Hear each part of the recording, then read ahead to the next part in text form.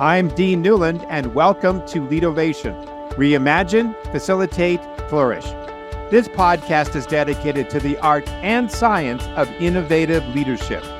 Through insightful interviews with industry experts, I bring you cutting-edge strategies and experiences of innovative leadership, helping you think differently, act strategically, and achieve remarkable results. Join me as I provide insights and tools that empower you to make smarter decisions, forge meaningful relationships. Welcome to Leadovation.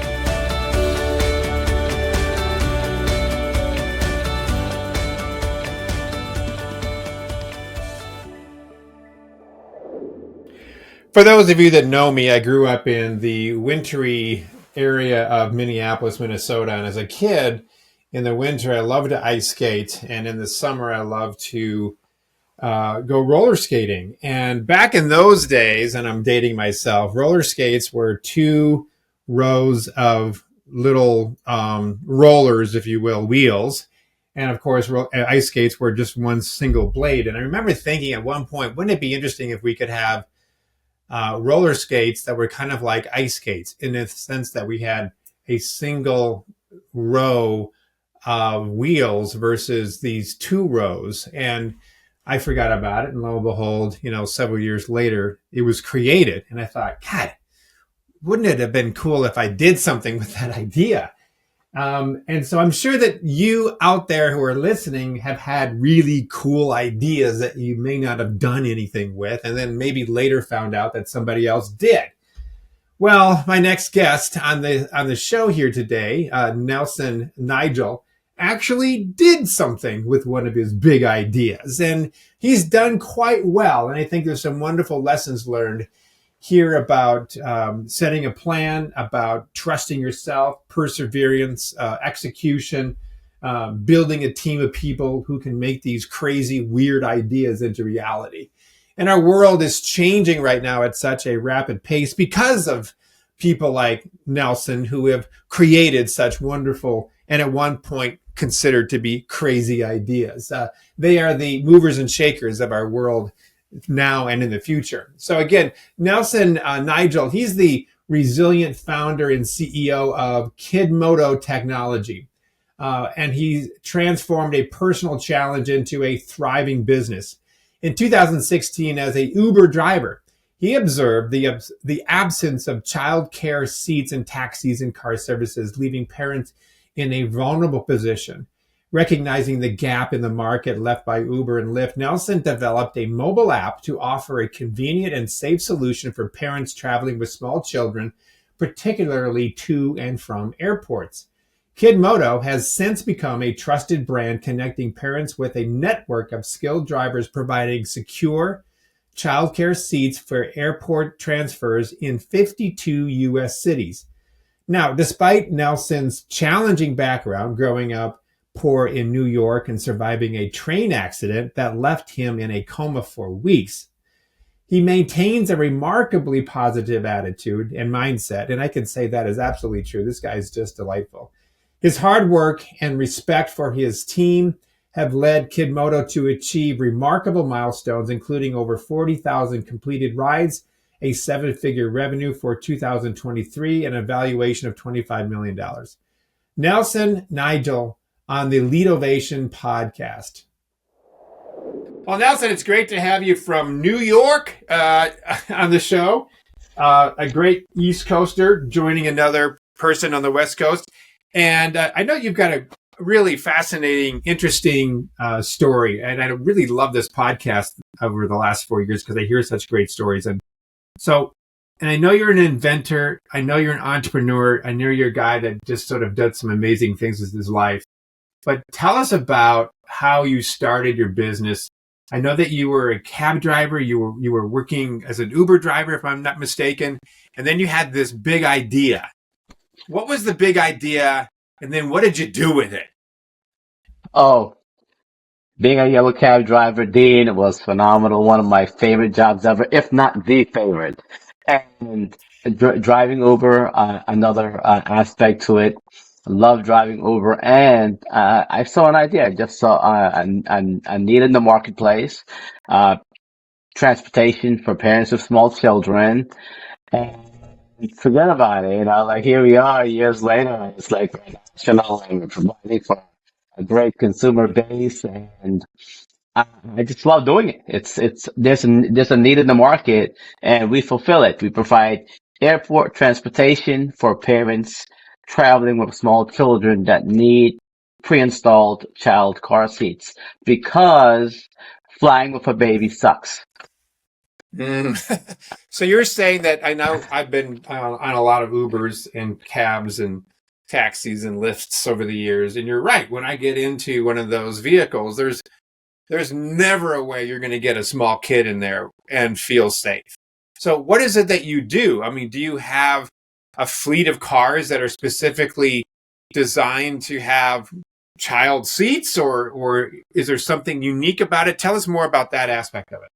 We're a mobile app, Kidmoto app. You could get it in the Google Play, iTunes Store, and parents can use the app to call or get a car with a pre-installed child car seat for a small, tiny baby to a toddler to a large child, and the driver shows up with a pre-installed child car seat. So it's phenomenal. It just serves a purpose, and parents don't have to travel with child car seats.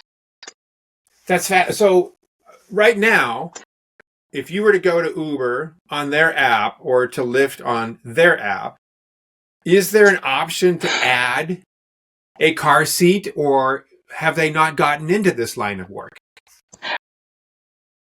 I believe in certain cities there is an option for a child car seat.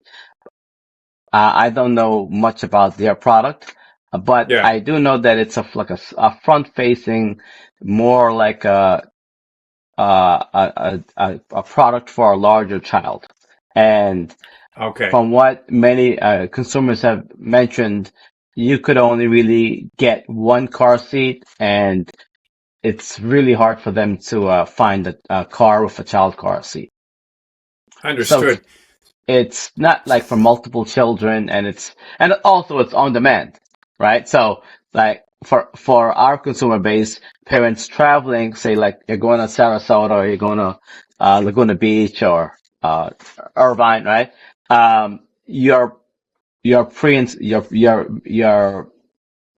making the reservations in advance. So making an Right. advance reservation, yes. Right. All right. So you're driving your Uber, you're driving your taxi. You went, aha, there is no way to be able to serve this population. Now, most people would go, yep, that's right. And then just keep moving on with their life and not doing anything about it. What did you do to, to transform that idea into a reality? Because that's a big deal. I mean, there must have been capital you needed. You must have needed to get some people to help you. Uh, What did you do at that moment you found out there was a need? oh, looking back, I was crazy. Looking back, I was probably insane to have thought about this and work on something that was like really like out of this world, because the entire industry doesn't do it, didn't do it. Nobody did it. Like now, for example, Uber, right? It's like it's a really hard product to bring to the market, and it's a very niche product. So and a very niche consumer base, and I I I just went into action, had a vision, focused, worked very hard at it. 18-hour days all the time, 20-hour days sometimes. Yes. So, because I think there are people who would be listening to this and say, "Hey, I've got a cool idea, Yeah. but I don't know how to turn it into action," or that they might be working for a company and they go, "I have an idea about how to make our company more successful, but I don't know how to do that." Can you give us some specifics about how you took this idea and what did you do next? I mean, once you Okay. knew it was needed, did you call somebody? Did you do a business plan? What was your process? I had previous business plans. I've been doing business for a long time, and I basically lost. I was involved in procurement, public procurement, and I lost a couple of contracts with the government. And I said, let me try this because this was around 2016, 17, and Hmm. Uber was running wild. The market was running wild for transportation. I said, you know what? No one is doing this. Let me jump on it. And Okay. I worked on my business plan, worked on it, and then I just started moving with it, because you need the blueprints, right? The business plan, you need the blueprints, and you just have to start small, start small, start small. You creep, you crawl, you stand up, you balance, you start walking, you start running. That's how it But works. did you get investors? Did No, you get no, no, no. capital? So this is all self-funded? That's it. Wow. And so then where are you located, or where were you located when you started? Did you start in one market and then grew? Yes, we started here in New York City, and then New York City, uh, and then we just started slowly to, penetrating other markets nationally. So then how did you get the drivers? I mean, did you pilfer some drivers from Uber, or how did you get the drivers? And then did you have to go out and buy a bunch of different child seats? And then, Yeah, I yeah, mean, and then you had to get the app. I mean, app costs money and you got to get it on, right? crazy. It was crazy. And just like Uber, no, I remember Uber was begging drivers to work for them, and that's what we were doing. We were like begging people to work with us and traveling around the states and just to bring on new people to work with us. It was crazy. Wow. So, okay. And then how's it going now? We're live in 53 cities, and now that we have a national infrastructure, we're moving on to create new products. The parent company is called Moto Nation. And now we're moving into medical logistics, moving into cargo, into infant car seat, picking up newborns in hospitals. So, Are you uh, kidding me? yeah, You're picking up newborns at hospitals? yes, sir. And it was crazy. So may I ask what your revenue is? Over a million. But you're in 50 cities though, right? 53, yes. 53 cities. Okay, got it. And you're going to start doing these other lines of business. So Yeah, do you have yeah. is it just you, or do you have a group of people, a staff that are I do. working with you? We're about 26 to 28 individuals, yes. Wow, fantastic.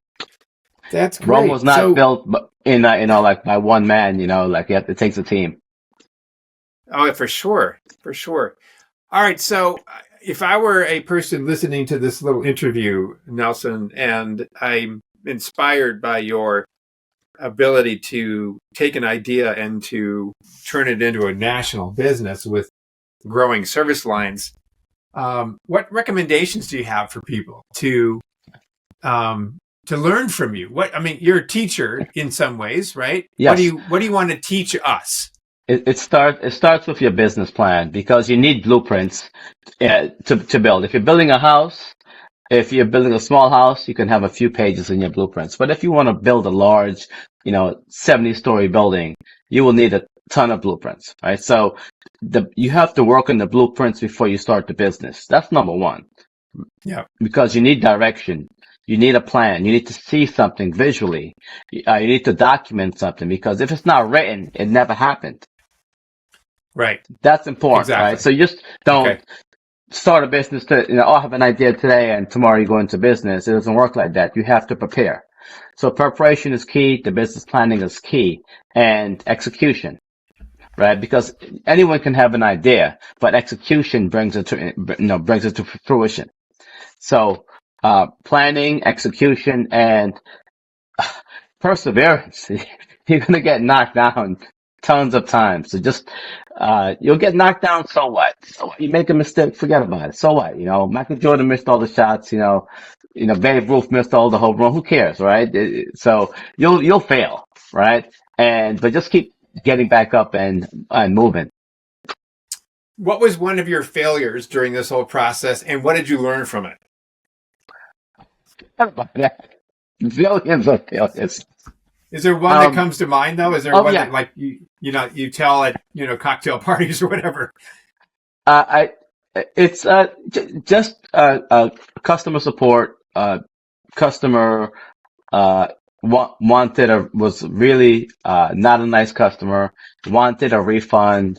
Uh, I didn't want to give her a refund because I listened to someone else who I thought was qualified, and that person really wasn't qualified. So because I didn't, like, say, give a $75 refund, I probably lost $100,000 over the Uh, course of the of a couple of years.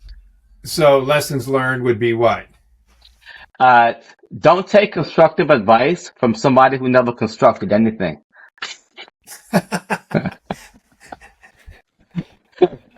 That's a pretty good tagline there. That could be a good tagline for a book or something.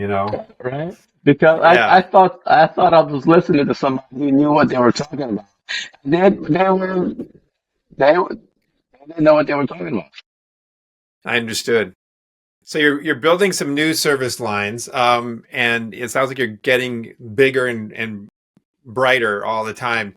Tell us a little bit about how you run the culture of your company. And is everybody virtual, or does everybody come Yes. to an office? It is virtual. How do you keep a virtual team culture alive and well? Because I was just on a conversation before you and I started this interview about this guy who works for a large healthcare organization, and they always have meetings over, I think it was probably WebEx or Teams. And he just describes them as being, some of them, very dysfunctional, horrendous experiences. And so that's how people are learning about the culture, is really through these kind of dysfunctional teams or dysfunctional meetings. So how do you keep your teams energized and focused and happy when you are scattered all over the place and having to talk through little cameras on their computers? I actually rarely do camera meetings. I try not to do many meetings, and I entrust growth in the managers, right? So it's a lot of grooming and uh, just sending messaging directly and helping people grow. I'm helping our everyone grow individually. No, and it works for us because we're only a small organization at this level. Yeah. But just like Richard Branson said, people are like flowers. If you water them, they will grow, and that's leadership. So I tend to trust everyone, give them the ability to grow by themselves. And then how do you water them using Branson's analogy? What's your way to, I mean, aside from Uh, trusting them and giving them the ability to grow on their own, what do you do to support that? I can call them. I can message them and say, "Hey, yeah, you're doing this, you're doing that. I love the progress like that." So you always want to pick up some good points and sometimes some bad points, but you really want to encourage growth and motivate them to take charge. That's great. Well, Nelson, you've had an amazing life here, my friend. I mean, going from running cabs and Ubers across town to now you've got a national business with new service lines on it. Congratulations. I mean, talk Thank about, you, thank the you, thank American you. dream, man. You're just doing it. That's fantastic. Perseverance, perseverance. Perseverance. Yeah. Well, I think that's something to be said for what you say about perseverance, because I think in some ways we are in a very short term focused, immediate gratification society that is fed a steady stream of immediate reinforcement through our cell phones, our likes. We can communicate with anybody across the planet. They can get back to us right away. I was telling some friends recently that when I was a kid, and I'm dating myself, I would send letters to my girlfriends, and then they would write back, and it would take about a week to get a response. Literally. And I've got boxes somewhere in some attic somewhere with boxes and boxes and boxes of letters that I wrote to my parents when I was at college, and they would write back, or I had some girl that I liked that she'd go off to a different school, and we would write each other all the time. We don't have that anymore. It's immediate gratification. So your point about perseverance to me says that you are not necessarily going to get an immediate response right away, that you have to persevere through some hardships and to stay focused and to execute without any evidence that this damn thing is going to work. But persevere to your vision, and eventually you start seeing things turning. It takes time. So I just applaud you for that. You thank you, and you just said it. You have to persevere through. So think about, and I just had this conversation earlier today because that's what I do, and with one of my friends who's like stuck in his business. Think about, getting on the road. You're on Google Maps. You put in your destination. Google Maps will give you a route, right? Right. And when you start a business, that's how you want to create your business. You have your starting point and you have your end point. And you create with your business plan, you create your route and you end up here. But you have to follow that map. If not, you might be going in circles. And that's generally what happens with many people who do get involved in businesses. They don't have an actual endpoint, so they don't know where they're going. Yeah. It's interesting you mentioned that because last week I did an exercise with an organization, and the activity is that they were to build a structure, and they had to make note of their costs, and there was a P&L that was involved in it, and they had a certain timeline to be able to make this happen. And there was two separate teams, and one team was really, really focused on cost containment and making sure that they were able to spend as less as possible. And they had a really good plan in order to do that. And then another team was all about very iterative and very creative, and let's just throw money at the idea and let's see what comes up. And so they had two very different experiences coming up with this particular activity. And so we talked about it afterwards, in that there is really the need for the blending of the two. That in one hand, you need a good plan, but you also need to continue to learn from the mistakes that you have along the way, that you're going to have to constantly pivot as you move towards your destination. The plan that you think you're going to actually execute when you write it may not necessarily be the plan that you end up doing once you learn what's needed along the way. Would you agree? I disagree. You disagree? I disagree. Well, tell I don't me, man. Give it to me. What you're saying is that eventually that you can throw in one end your somebody's cost containing costs, and the other team is trying to throw money to create just like revenue or users at growth, right? Mm-hmm. And so there has to be another team that is actually helping execute all of this, right? I don't agree with I don't agree with somebody trying to cut costs, because it all depends on the stage of the organization, right? Where they're at, and throwing money at something is just throwing money in the garbage. Again, where are they at in the stage of the growth of the organization, right? Right. Like, we don't know where they're at right there at this point, and who's doing the execution, because without proper execution, everything is going to go down. And with regards to things changing, you're having to change your product, etc. Again, that depends on the stage of the growth of the product if you have a vision, you have to stick to the vision. If you're going from here to here, right? You're not, Google Maps is not changing its course every so often. It's generally it's going to give you one line, and if you follow that course, you will get there. Google Maps is not like Waze. Waze changes, right? So, Right. Right. but I guarantee if you go with the Google Map, the original route that Google sends you, you're generally going to get to your destination without having to iterate or change course. Yeah, and I think my analogy I may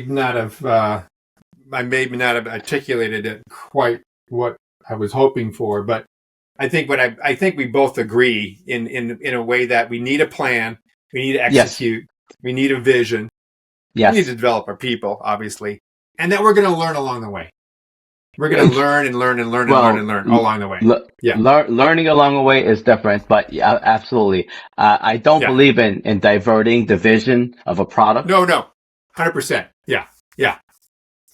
I agree with you on that 100%. I think we agree with that as well. Yeah. Well, Nelson, this has been great. So tell us about how people can, if I'm a parent in some state, some city right now, and I did never hear about you. How do we get to your app? Tell us about your company, how we can follow it, and learn more about what you're up to. Fantastic. So it's Kidmoto Technologies. You can find us kidmoto.taxi or just put Kidmoto, KIDMOTO on Google, and we're easily found. We're in the App Store, Google, iTunes, and we're available in 53 cities across America. It's fantastic. We'll get you endorsements, right? So Got it. Yeah. So are they all are they big cities or smaller ones, or is it at this point it's doesn't really follow a pattern? generally we're in all the major cities, Like uh, Phoenix? except Phoenix. Not yet Phoenix. How Except, about Seattle? oh yeah, absolutely. Seattle. Yeah. LA. Seattle, Portland, LA, yeah, Yeah. Got it. San Very Jose, good. Sacramento. We're just not in Phoenix for some reason, and Washington D.C. Hmm. All right. Well, it's been great to Right. get to know you, man. You're Yeah. a fascinating guy. I really wish you the best and good luck on the expansion into all these other service lines. That's going to be a great ride. Dean, thank you so much for having me, and execution. Yeah, absolutely. That's the word of the day, right? Execute. It's and perseverance, right? You just gotta Perseverance. keep taking the blows. Sounds good, my friend. Thank you for listening to Leadervation with Dean Newland. If you enjoyed the show, please subscribe, rate, and review on Apple Podcasts, Spotify, or wherever you get your podcasts. If you'd like to learn more about Dean or Mission Facilitators Leadership, go to mfileadership.com. That's mfileadership.com, or check the show notes. Reimagine, facilitate, flourish. Transform your leadership success with Leadervation.